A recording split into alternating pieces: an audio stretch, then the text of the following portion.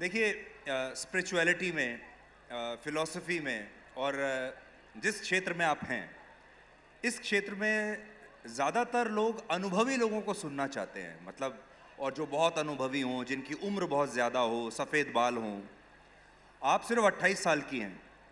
आपको कभी ऐसा लगता है कि एक ऐसा वर्ग भी है जो शायद आपको गंभीरता से नहीं लेगा, जब आप और शायद 20-25 साल के बाद वो तब आपको गंभीरता से लेना शुरू करेगा, because you are too young.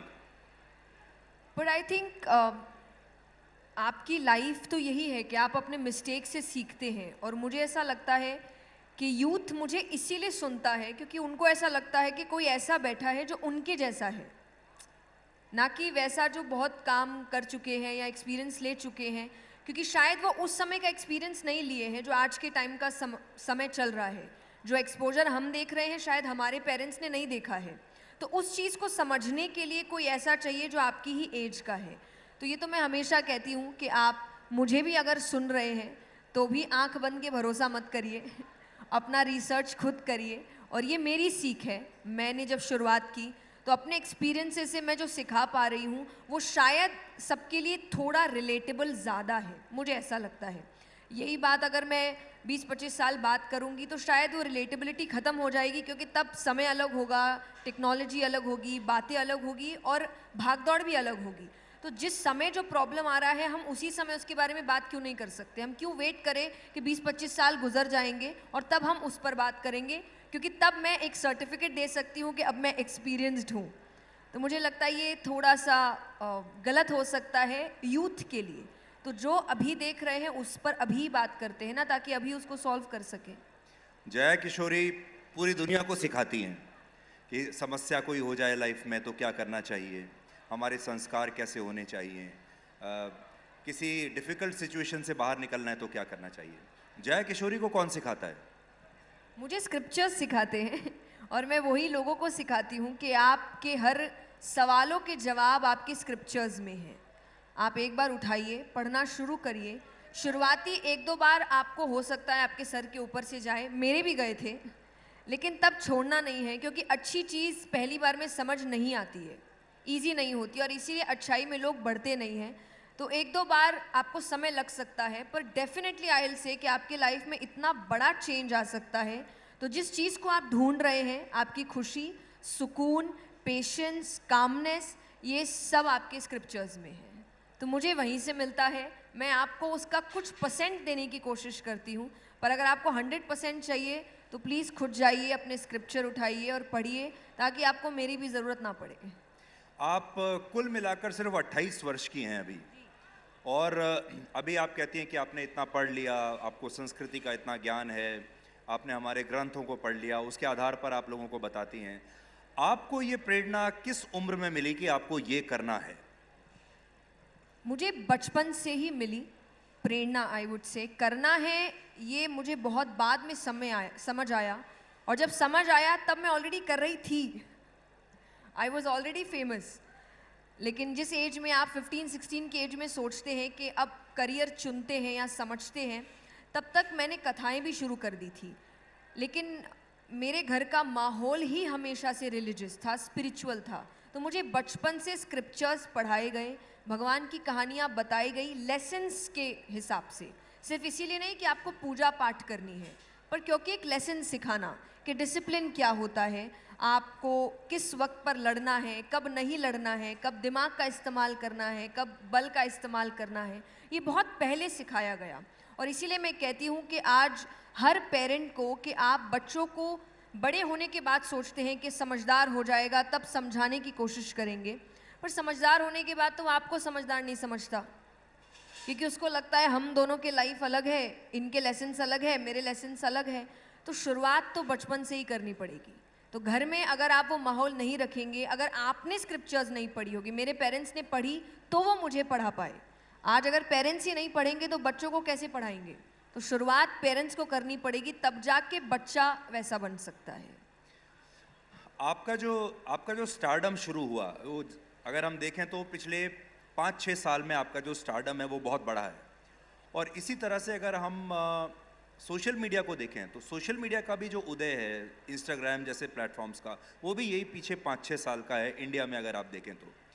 आपको ऐसा लगता है कि इंस्टाग्राम और दूसरे सोशल मीडिया जब ये बढ़ रहे थे, इसी के साथ साथ आपका स्टारडम भी बढ़ रहा था, और आपके स्टारडम में एक्चुअली सोशल मीडिया का बहुत बड़ा हाथ है? पता नहीं, हो सकता है। मुझे ऐसा लगता है कि मैं तो काम बहुत पहले से कर रही थी और मुझे ऐसा नहीं फील हुआ था कभी, क्योंकि मुझे लाइव इवेंट्स में भी प्यार हमेशा से ही बहुत ज़्यादा मिला है। और मैं ये सोचकर सोशल मीडिया में नहीं आई थी कि मुझे अब यहाँ भी फेमस होना है। मेरी प्रॉब्लम थी कि मेरी फेक आईडीज़ बहुत बढ़ गई थी, तो मुझे था कि अब आना पड़ेगा ताकि कुछ प्रॉब्लम ना आए। तो मुझे ऐसा लगता है, मुझे पता चला कि मुझे कितना लोग पसंद करते हैं सोशल मीडिया की वजह से, कि हाँ, सिर्फ आपको बाहर सुनने नहीं आ रहे हैं, वो घर पे भी बैठकर आपको सुनना चाह रहे हैं। तो मुझे लगता है कि ये एक एडिशन था मेरी लाइफ में, कि मैं अगर इवेंट्स नहीं भी कर रही हूँ तो घर बैठे बैठे भी मैं आप तक पहुँच सकती हूँ, अपनी बात आप तक पहुँचा सकती हूँ। तो मुझे ऐसा लगता है एक इंस्ट्रूमेंट है ये मेरे लिए, मेरे काम को और बढ़ाने के लिए। आप कह रहे हैं कि ये एडिशनल है, और मैं ये पूछ रहा हूँ कि एडिशनल तो है, लेकिन क्या ये इंटेंशनल भी था? और जब आपने देखा कि अब आपके 1 मिनट के 2 मिनट के जो वीडियोस हैं, आपकी जो रील्स हैं, वो सबसे ज़्यादा देखी जा रही हैं, तो क्या आपने अपने जो प्रवचन हैं, अपनी जो कथा है, उन सबको उस रूप में ढाला कि उसमें 1 मिनट का क्लिप, 1 मिनट का वीडियो, रील्स बन सकें? इंटेंशनली कभी नहीं, क्योंकि मैं जब कथा करती हूँ तब मुझे बिल्कुल भी उस दिमाग से नहीं होता कि हाँ, ये रील बन सकता है। और कई बार मैं देखती हूँ कि बात करते करते मेरी कथा या भजन छूट जाते हैं, क्योंकि मैं इतना ज़्यादा एक ही टॉपिक पर लग जाती हूँ या बात करने लग जाती हूँ। तो इंटेंशनली कभी नहीं। अनइंटेंशनली हाँ, जब कथा हो जाती है तब हम वीडियो देखने बैठते हैं कि अब कौन सी रील बन सकती है, अब कौन 1 मिनट में हम डाल सकते हैं। तो हाँ, बाद में इंटेंशनली, पर परफॉर्म करते वक्त कभी भी नहीं। आज कौन सी रील बन सकती है? कोई बताएगा आज कौन सी रील बन सकती है इससे? आई थिंक आज हम जो स्टार्ट में राधे राधे और हरे कृष्णा हुआ था, वो एक अच्छी रील बन सकती है कि कौन कहता है कि यूथ में भक्ति नहीं है, यहाँ आकर देखिए कितनी है।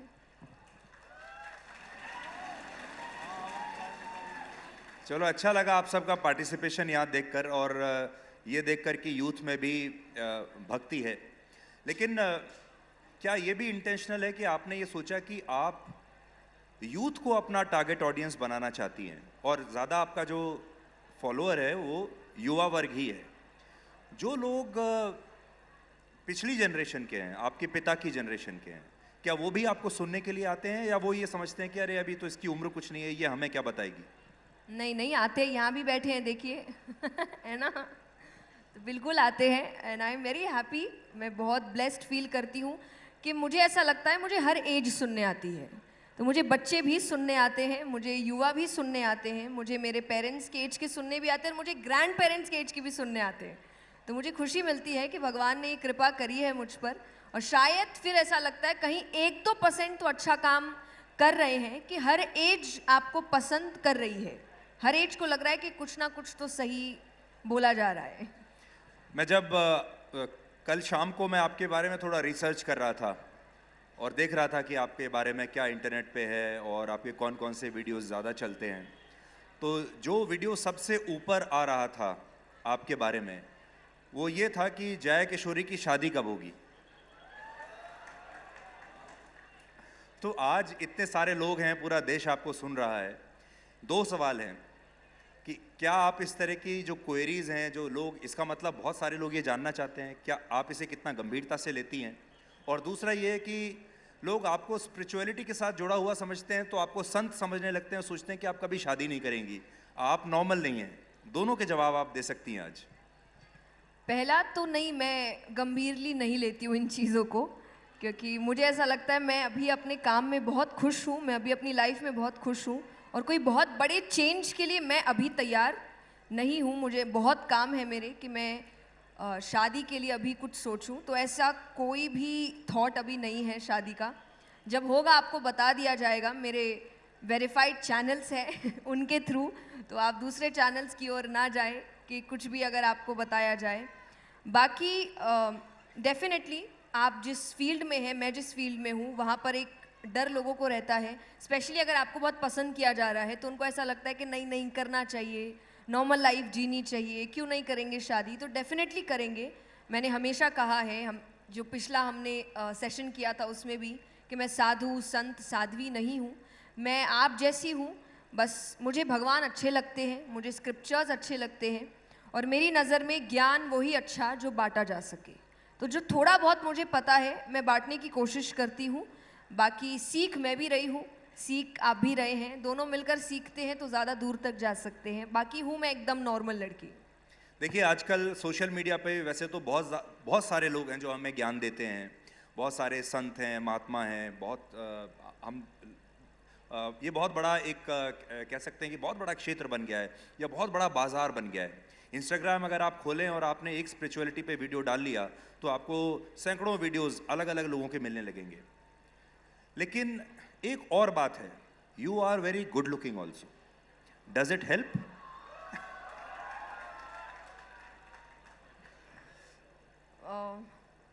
आई थिंक मुझे ऐसा लगता है गुड लुकिंग सबकी नज़र में होता है ना?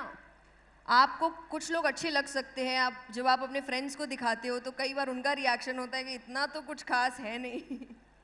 हम जिस एक्साइटमेंट से कई बार लोगों को दिखाते कि अरे देखो कितना अच्छा दिख रहा है या कितनी अच्छी दिख रही है, कई बार दूसरे उससे अग्री नहीं करते। तो इट्स ऑल अबाउट कि आपको कौन अच्छा लग रहा है। अगर आपको वो इंसान अच्छा लगता है तो वो आपको गुड लुकिंग भी लगेगा, आपको उसकी पर्सनालिटी भी अच्छी लगेगी और सब कुछ अच्छा लगने लग जाएगा। तो डेफिनेटली जो लोग मुझसे प्यार करते हैं उनको मैं अच्छी लगती हूँ, जो नहीं करते वो भी कमेंट में लिखते हैं कि मैं अच्छी नहीं दिखती उनको। तो आई डोंट नो कि वो कितना हेल्प करता है, बट डेफिनेटली मैं ये सोचती हूँ कि आप अपने आप को प्रेजेंट कैसे कर सकते हैं वो भी आई थिंक लुक्स में आता है, स्पेशली सिर्फ फीचर्स के तौर पे नहीं, कि आप अपने आप को प्रेजेंट कैसे करते हैं। तो मुझे ऐसा लगता है कि मैं कोशिश करती हूँ मैं अपने आप को प्रेजेंटेबल रखूँ, भले ही बहुत ही सिंपलिस्टिक वे में, पर मतलब आपको कोई देखे तो उनको अच्छा लगे कि हाँ सब कुछ अच्छा है।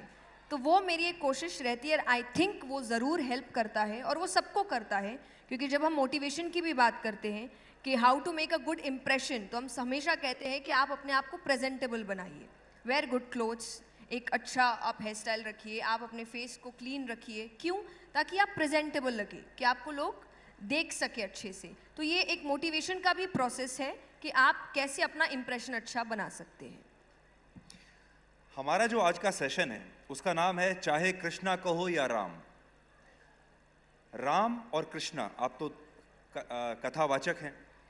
हमारे आज के संदर्भ में जब हमारे चारों तरफ मानसिक पोल्यूशन भी है, वायु पोल्यूशन भी है, जो हमारे रोज़मर्रा की जो चीज़ें हैं, जैसे हमारा डिप्रेशन है, यूथ की बात करें हार्ट ब्रेक है, इन सब स्थितियों से डील करने के लिए हमें भगवान श्री राम और भगवान श्री कृष्ण कहाँ हमारा मार्गदर्शन कर सकते हैं? हर जगह। क्योंकि सबसे पहली चीज़ तो देखिए, मैं जब एक एक्सेप्टेंस की बात करती हूँ कि लाइफ में प्रॉब्लम्स का सामना कैसे करना है, तो सबसे पहली चीज़ है एक्सेप्टेंस। अपने इमेजिनरी वर्ल्ड में मत जिए कि हर चीज़ मेरे हिसाब से होगी, कि हर चीज़ मुझे जो सही लगता है वही होगी, सब कुछ सही होगा, मैं हमेशा खुश रहूँगी। ये किसी के साथ नहीं हुआ, भगवान के साथ भी नहीं हुआ। तो जिसने दुनिया बनाई वो ही यहाँ आके सुखी नहीं रहा, तो हम और आप तो क्या ही सुखी रहेंगे। आप अक्सर ये कहती हैं कि भगवान राम हमें सिखाते हैं कि मर्यादा में कैसे रहना है, और भगवान श्री कृष्ण ये सिखाते हैं कि मर्यादा में कैसे रखना है। हाँ, और तो हमारे इसको एक्चुअली मैं ऐसे कहती हूँ कि श्री राम आपको सिखाते हैं कि मर्यादा में रहते कैसे हैं, और श्री कृष्ण आपको सिखाते हैं कि मर्यादा में रखते कैसे हैं। तो आज के संदर्भ में क्या ज्यादा जरूरी है, मर्यादा में रहना या मर्यादा में रखना, या दोनों? सिचुएशंस पे डिपेंड, दोनों सिचुएशंस पे डिपेंड करता है कि कहाँ आप मर्यादा में आपके रहने से काम बेहतर होगा और कहाँ आपको मर्यादा में रखने से काम बेहतर होगा। क्योंकि उन्होंने भी काम वो धर्म के लिए ही कर रहे थे, श्री राम ने भी उसी के लिए किया, श्री कृष्ण ने भी उसी के लिए किया। प्रोसेस उन्होंने अपने अपने सिचुएशंस के अकॉर्डिंग बनाया। श्री राम के समय सिचुएशन ऐसी थी कि मर्यादा में रहना ही उनके लिए ज़्यादा बेहतर था।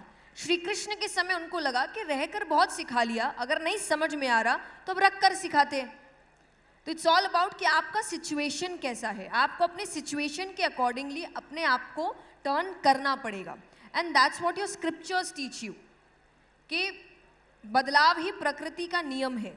भगवान के 24 अवतार हुए, क्यों? एक अवतार में भी तो सब समझा सकते थे, क्योंकि 24 अवतार में अलग अलग सिचुएशंस रहे, तो सिचुएशन के अकॉर्डिंग अपने आप को कैसे ढालते हैं ये आपको 24 अवतार सिखाते हैं।